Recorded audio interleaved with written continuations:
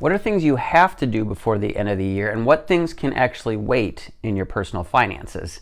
Hey, it's John from Financial MD. Welcome to today's Didactic Minute. As we're getting into December, today's December 1 of 2023. So whenever you see this, hopefully it's before the end of the year. What are things that you need to do before the end of the year, and what are things that you can wait on? Because there's some confusion around that.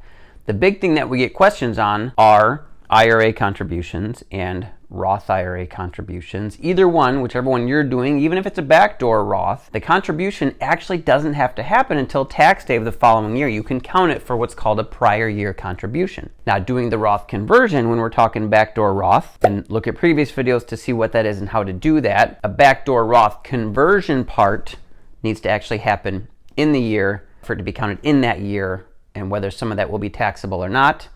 That's the question. Now, if this is your last year of residency, or you have just started your first year of attending, this is the year when most of our residents and attendings are considering taking the 403B or 401k that they got in residency and converting it to a Roth.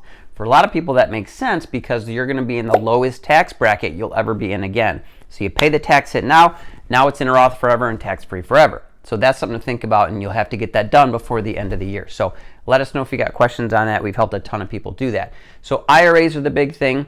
The other thing that you do need to do before the end of the year, if you want the tax deduction, is charitable contributions. So donating to charity, tithing, giving to a nonprofit or 501c3.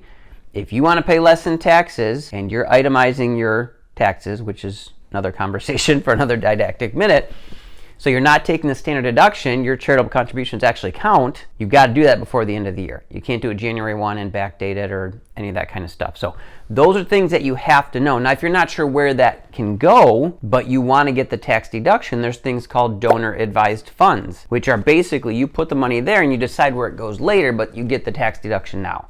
So Schwab has them, Fidelity has them, Pershing, pretty much every custodian has them, and so you should be able to find them. Vanguard probably has one. Shoot us a question if you've got a question on that, or comment below. These are things that you need to know before the end of the year. This is not all encompassing. I'm sure there's others, but I wanted to get a couple quick ones out.